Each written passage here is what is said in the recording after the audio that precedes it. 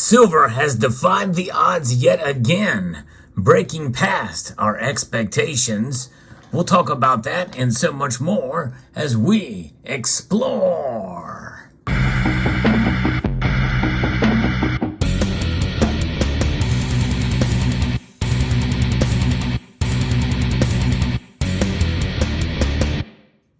In a surprise move of the markets, silver is actually up today. Now, it's not up by a whole lot, but it is right smack dab at $25 an ounce. Mere moments before the markets close today, $25 an ounce. It is up 5 cents right now to $25. Pretty amazing move to see a silver where it is now. Barely hanging on, though, when you think about it in the grand scheme of things, because gold, platinum, and palladium are all down. And why is that happening? Well, it all has to do with the dollar index. By the way, crude oil is also down, but the dollar index is up. It is up.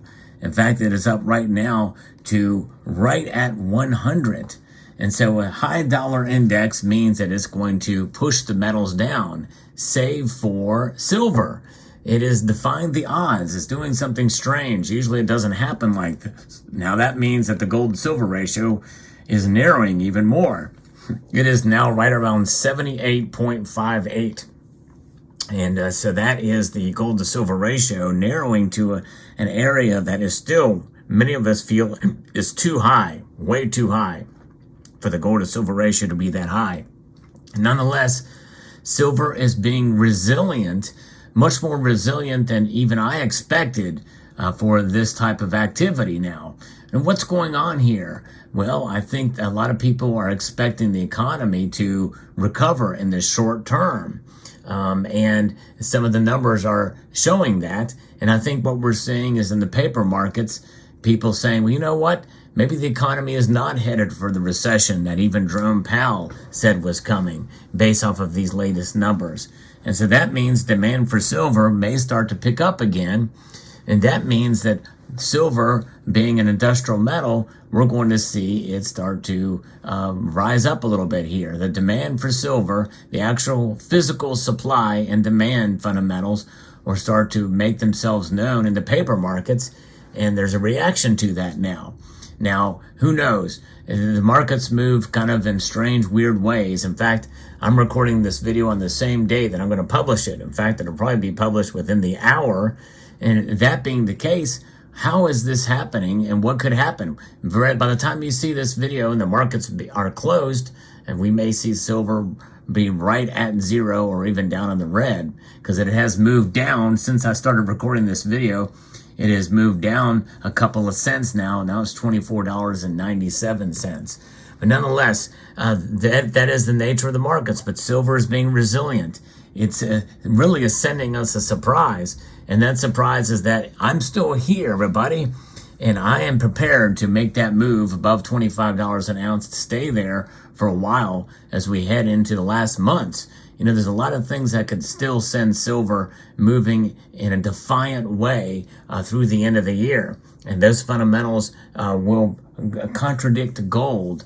I think today is a small taste of what could be coming. That is a very bullish outlook, I think. Now, I think that means that my call for $28 silver could still happen, especially if it continues to rise at the rates that we've been seeing over the last 2 days, even though today's move up is a very nominal direction. The fact that it's staying pretty much where it was when it closed out yesterday means that we could be in for a little bit of a run on silver, at least holding firm, forming a new support, folks, a new support that I had not expected through these summer months. Yes, I had expected silver to fall to below $21. That did not happen. And it just goes to show you all the different fundamentals, all the different things that can weigh in on silver's price are kind of at play here.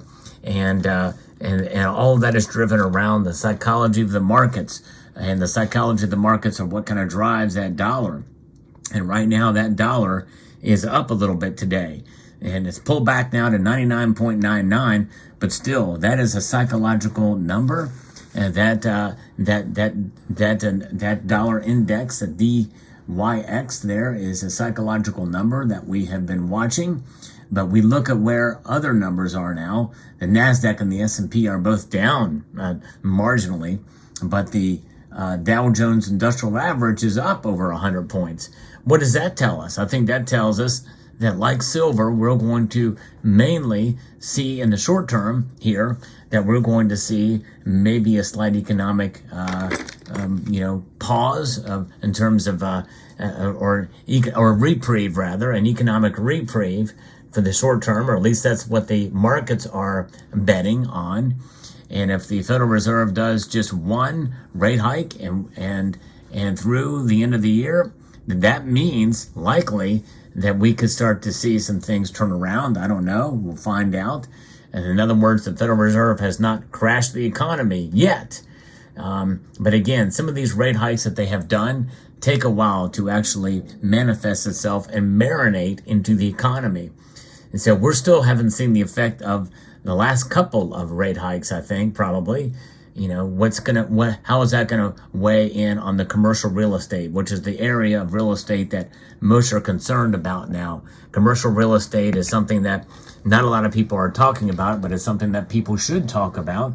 And that can have an effect on the markets and the economic outlook. Also, China continuing to try to open up and try to get things back going to contribute. That's going to mean more demand for silver. Demand for silver is only going to increase from here on out, I think, as China is doing the best they can to open up. But you think in mind in terms of their currency and in terms of what's coming up ahead here with the BRICS nations announcing this new trade currency that will be released or announced, I think, in August. What will that look like? How close are they actually to pulling it together through the association of the BRICS nations? So there's that. And will they be able to form as strong a trade alliance as Western nations have? That remains to be seen. But nonetheless, anything with regards to a precious metals type of backed system there, or backed currency, especially gold and other commodities, means that they may have be more inclined to be open to participating at a pretty intense level there to not be so dependent on the dollar. But nonetheless, that's the kind of thing that we're weighing on. We still have the war in Ukraine, which is going to be raging on. We know for at least another year, if not longer. That's not stopping anytime soon. We also have other economic indicators and outlooks that we have. Also, and more importantly, is the presidential election coming up. Do not underestimate the power of the Fed to interject into politics.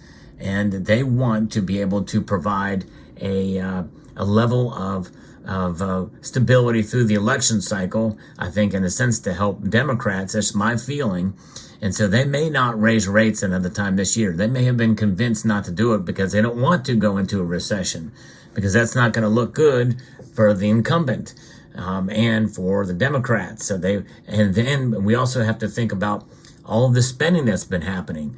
We have, over the past few weeks, have added $1 trillion to the national debt. In a few weeks, let that sink in, folks. We've added over $1 trillion to the national debt. Just chalked it right up there, especially after they raised this debt ceiling. In a few weeks, it took 40 presidents to get to $1 trillion. And now here we're doing it in a matter of a few weeks. You tell me how that's going to affect the dollar over the long course of time and the faith in it.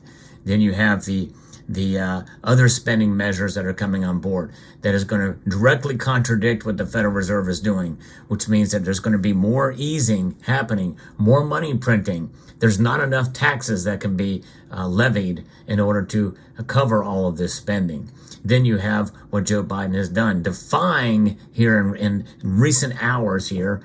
Joe Biden has defied the Supreme Court in a roundabout way through some sort of administrative loopholes to forgive all this student debt for these loans that certainly is a targeted operation to buy votes.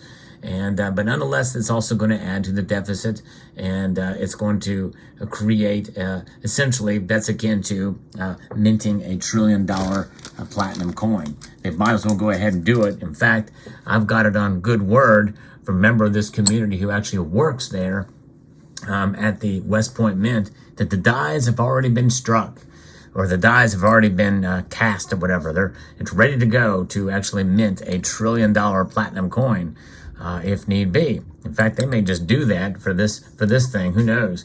It'll be very interesting to see how that plays out. But nonetheless, that's what we're looking at here. Now, as I'm recording this video now, just to show you how crazy the markets are, and silver has now gone flat. That's right. It is now $24.95 as I record this video, still up 0.02%. That's fractions of a cent that silver is up now, but is still technically in positive territory as I close this video out, moments before the markets open. So nonetheless, silver sent us a surprise today with the movement, because the dollar went up. Every other metal went down except for silver. And even as I record this video, it's barely hanging on, but it's hanging on nonetheless. It may close down a cent or two, but that's not going to be that much for sure as we head out this Friday. Let me know what your thoughts are. It's been a very interesting week for precious metals. And I thank you, every one of you, for taking the time to follow me along this journey, because I do like to report on the markets, and today is no exception. But I also do videos on other topics with regards to precious metals, videos that I think are very informative and timely. I have playlists of some of those types of videos as well too, and I've posted some in recent weeks. There's another video that I'm going to post an end screen of this video on everything you need to know about investing in silver. And I hope you all will take the time to watch that video. Chock full of good information in there. It's called Everything You Need to Know About Investing in Silver. I'm going to link that and other videos here in the end screen here. I'd like to extend a multitude of gratitude to you all for taking the time to watch, and to encourage you to please rate, share, comment, and subscribe.